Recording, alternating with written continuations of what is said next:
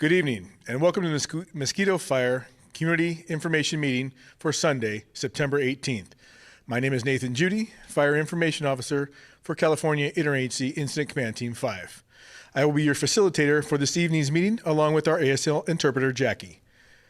This evening, you will hear from members of our Unified Command Team and our cooperators. After the formal briefing, we will address questions emailed earlier. Ones submitted during the meeting will be addressed during the meeting or in the chat afterwards.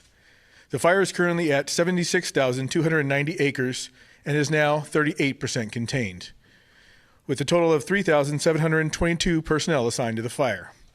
Starting us off this evening is Operations Section Chief Dave Saldivini.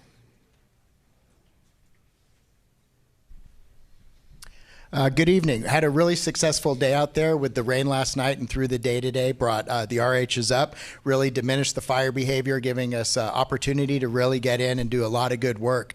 Right off the bat, in big picture, taking a look at the map, you can see the doubling in containment overnight all occurred around Volcano, Forest Hill, and out the Forest Hill Road here on the northeast corner of the fire. So really got in and did the hard work that needed to be done to get that containment around the communities in this area, which has been a priority the entire incident. As far as what went on the ground today, all along this western edge and up across the northern edge, we continued to mop up as smokes showed themselves, and we got those things put to bed. And then up in this northeast corner yesterday, we had a little push in this area, a few hundred acres burned up, and we were able to get some dozers around it last night. And today, able to take off from that dozer line and start bringing that down towards the canyon for the North Fork and the Middle Fork. Got a little too steep and a little too rocky in there for the folks to get any further, but really buttoned this thing up and put it in check, started to mop this up. Coming across the other side of the Middle Fork of the North Fork here, they picked up the fire's edge and started working it down from the south to the north and got some good line around that until again just hit the edge of that river canyon and couldn't do anything more. At the same time, had crews and equipment working south here towards the Middle Fork. Did a little firing operation down in the Middle Fork to kind of button it up down to the inner bay in that area. And on the south side of the river, had some good luck with the fire that squirted around a bit yesterday, starting to get crews in there and start tying that into a line that we had established days before, all around the French Meadows Road, out the power line right away, over to 11 Pines, and down towards McCullough. And so just really good work in there. Lots of people just down in the mud and in the dirt getting that line in. And then from the McCullough area coming south towards the Rubicon, same thing, getting heavy equipment in there, getting people in there with hand tools and working in and getting right up against the edge of the fire, taking this opportunity to tie it into the edge of the Rubicon River Canyon. And then started looking at opportunities to go down into that canyon and come up the other side. And so we're getting a bunch of crews together, weather permitting, we're hoping to get some folks in there in the next few days and start seeing some real progress in that area. And then down, coming along the south, it's been status quo for quite some time, continuing to mop up, patrol, monitor this whole area. Haven't seen movement and feeling really good about that. Thank you. End of report. Thank you, Chief. Appreciate that. Next, we're going to bring our incident meteorologist up, Eric Kurth.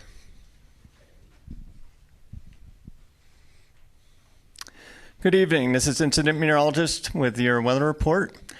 We have a cool system that's dropped down from the Gulf of Alaska, and that's been bringing, of course, the cooler temperatures, more moisture, and, of course, the rain itself gradually spreading in from west to east today. And we're expecting those heavier rain bands to come in this evening and then overnight. We could see amounts of a half inch, maybe even more, just overnight into early Monday. Then during the day Monday, we're going to see additional rain through the day, and we could even see maybe a few isolated thunderstorms. And then the rain's going to continue through Monday night into Tuesday, when we could potentially see some stronger thunderstorms. And we do have some concerns at that point that there could possibly be some debris or ash flows from the heavy rain of thunderstorms developing right over the newly burned areas. There's a lot of steep terrain out there, so we have some worries for that. So there's a flash flood watch from noon until midnight on Tuesday. And then when we transition into Wednesday, that system is just still sitting and spinning there, just gradually pushing out. So we'll still see some rain showers through the day Wednesday. And then when it exits, we'll start getting some drier weather on Thursday, start to gradually warm up into Friday. And then by the weekend, we'll still have dry weather and temperatures will be back more into seasonable norms in the 80s over the fire area. Thank you and have a good evening. Thank you, Eric. Appreciate that. Next up with fire behavior is our fire behavior analyst, Jonathan Pangburn. Good evening. Well, as you can see outside, it's been raining a little bit today, and you heard from our meteorologist, we can expect quite a bit more of that in the near future. However, I do want to remind you that we just heard from our operations section chief, Dave, that they were able to do some firefighting out here, including some firing operations. And so I just wanted to remind our folks out there, when it's raining and you're still able to do a firing operation, it just goes to show how critically dry the fuels have been in this area. We experienced record-breaking heat and we had record-breaking dry fuels. So that is the challenge facing our firefighters. The rain, of course, is going to keep the fire relatively in place where it is. We're not expecting any rapid growth. In fact, we're not expecting any real growth of the perimeter at all right now.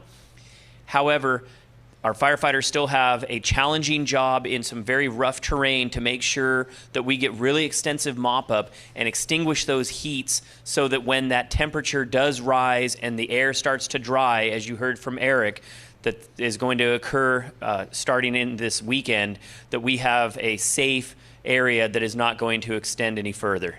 Thank you. Thank you, Chief. Appreciate that. Next up from Placer County Sheriff's Office, we have Lieutenant Josh Barnhart. Good evening. We'll start with our evacuation zone map again. We were able to deliver some good news today to our community members. We were able to repopulate zones 8, 9, 10, 11 Alpha, and 7 Boy. But those areas still do remain under evacuation warning. Zones 15, 12, and 26 are completely open. The area of Michigan Bluff, Forest Hill proper still remain under evacuation orders. If you go to our social media, you can click on the map on our social media platforms or placersheriff.org and punch in your address here if you have any questions about repopulation or evacuation order zones. As a result, our roadblocks have moved to different locations. Those locations can also be accessed in our social media. Question about spoiled food. We did repopulate today in the area of Todd Valley, and there were some outages still. In case you do have spoiled food, the Placer County has provided some spoiled food collection sites for today and tomorrow, and that is located at 20895 Todd Valley Road. Again, 20895 Todd Valley Road.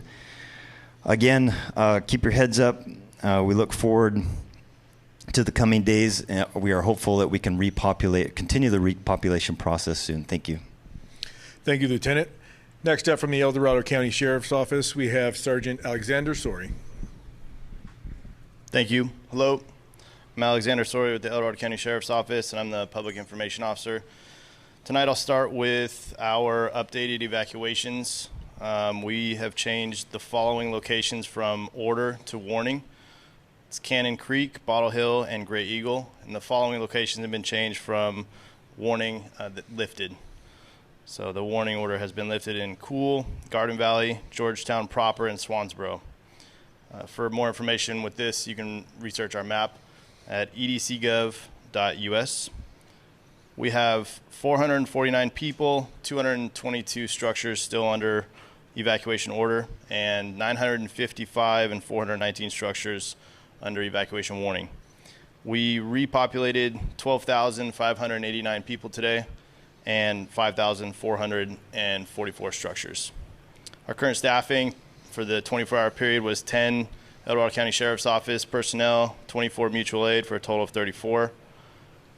There's currently 110 people in shelters and 258 animals in shelters. There's still a lot of availability if you need it. You can research that info on our website or 211.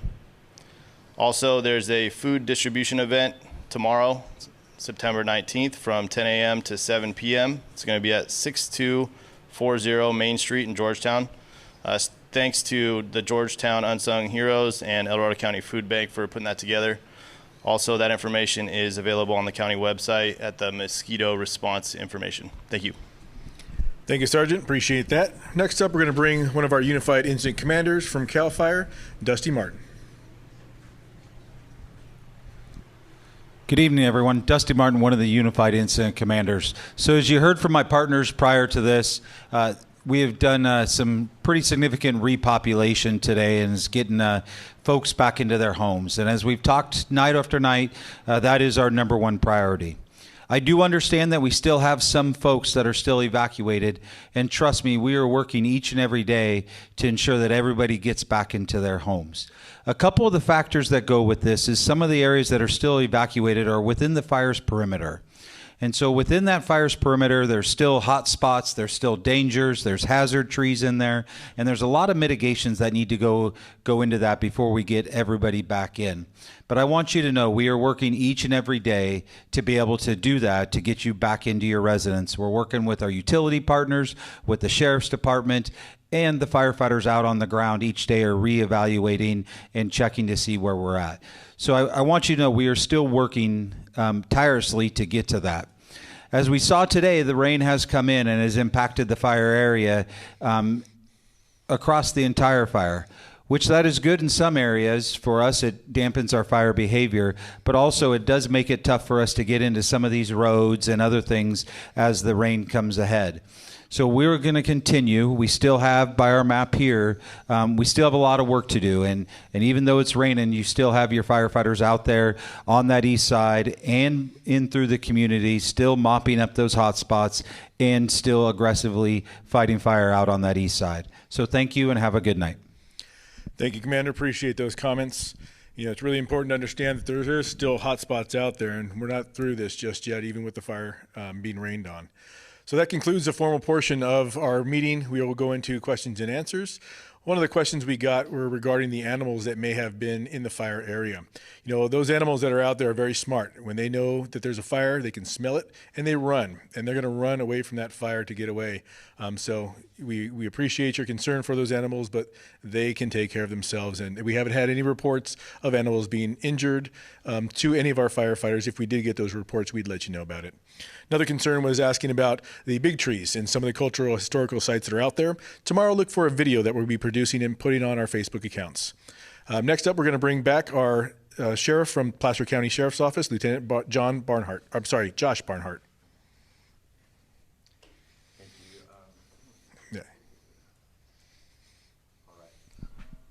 There we go. We have three questions. One question, we were just returned home as a part of Zone 11A. There are address markers all along Spring Garden Road wrapped in yellow tape, and what did that mean? For us, that was just to note where we had conducted evacuations and at least attempted so that our deputies would know which homes had been evacuated. Another question is, what is the status of Zone 4 and its repopulation? Zone 4 is within the fire burn zone. And again, we're working with our Unified Command partners to make sure that area is safe before we can repopulate. And the last question is Yankee Jim's Road open from the Colfax side of the river? I can tell you that the checkpoint was moved. However, it's still at Yankee Jim's at Adam Pitt Road. Yankee Jim's at Adam Pitt Road is a closure. Thank you. Thank you, Lieutenant. Appreciate that. Next, we're going to bring back up from El Dorado County Sheriff's Office, Sergeant Alex Sorey. Thank you. I have three questions here. The first one is, why doesn't El Dorado have evacuation zones like Placer? The answer is every agency does it a little different. The next question is, why can't Volcanoville be repopulated? Also, we need to be informed about PG&E getting our power back on like Forest Hill. Volcanoville, a portion of it has been repopulated. The other portion that has not been is still being worked on by fire personnel, and it's not safe at this time. And then the third question is, what remains to be done so that Volcanoville residents can return home? And that is, they still need to continue working on that area. And that's it. Thank you, Sergeant. Appreciate you addressing those questions that were coming into the chat and emailed earlier. Next up, we are going to bring back our Operations Section Chief, Dave Saldivini, for some questions he has. Good evening. Let's see. We'll start with this question. Can you explain why sometimes there are helicopters dumping water versus tankers with retardant? If an area is covered with retardant, does that mean it won't burn, or is it just less likely to burn? Well, in answering this, I think what I'd like to say is the helicopters dropping water are generally going to be dropping water on active fire, and the attempt there is to put that fire out, or at least knock it down, the heat and the spread right there. And we'll use it in hot spots around the area. And the retardant that we're using is usually put out ahead of the fire and try to create a perimeter, so as that fire is spreading, it runs into something, and literally it retards the spread of fire. That's the term retardant. And so those are the two primary applications for those particular tools. Yeah. Okay. Moving on. Okay, this is a question about the maps that are available, and it asks, why does the fire's uncontained edge show further west past the completed dozer hand line? Did the fire jump the line? And that's down here in the American from yesterday's map. It showed a little fire pooching out to the west outside our containment line. And while I can't comment on exactly why that happened, I know that sometimes the cause is we do infrared flights at night to really find out where that fire is and really get it put on a map. And sometimes it'll pick up heat, or there'll be a little variation in the mapping that'll show that type of irregularity. So when we see that in the morning, and we have our initial briefing sometimes at 0530, 0600 in the morning, those are things we'll talk about and identify, and one of our first orders of business is to get out and track down what's really going on there. And with that particular one, we got out there, tracked it down, and there was no escape of the fire past the line to the west. Okay, so next one is, our property is up the Forest Hill Divide Road by Canada Hill 3 miles from Robinson Flat, and it burned in the American Hill Fire in 2013. Can you talk about the areas that burned in the American Hill Fire and King Fire, and hopefully how those areas will be less likely for this fire to spread into those areas? We've been learning a lot over the years about fire history, what happens after an area burns, different kinds of severity, from complete stand replacement, everything burning, to understory burns that leave the trees intact. And so while I can't speak specifically to Canada Hill, I don't know exactly where that is, but looking at the fuel conditions out the Forest Hill Road and the American Fire Scar, there's going to be a lot less fire behavior. There's just not the fuels available to burn. The brush in a lot of areas is maybe knee to hip high, sparse in some areas. And so that's just going to be less conducive to extreme fire behavior. And where that brush is at right now in its growth cycle, it's going to take a lot more extreme conditions to carry fire through that brush. So right now, it's a better condition than it will be in, say, 10 or 15 years when that brush starts to grow up.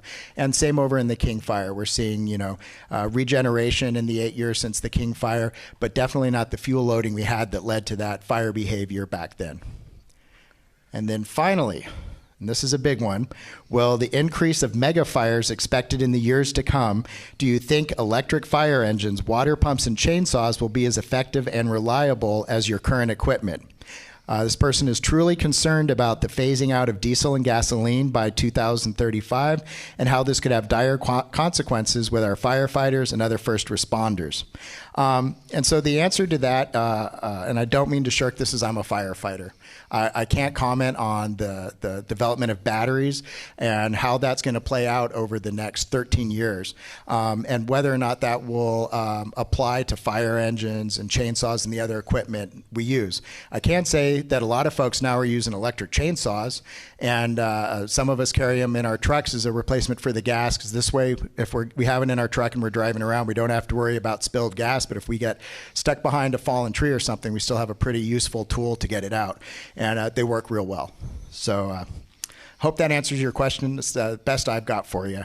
And then follow-up question for this. Also, does CAL FIRE provide property fire safety inspections if requested by a property owner during the non-fire season months.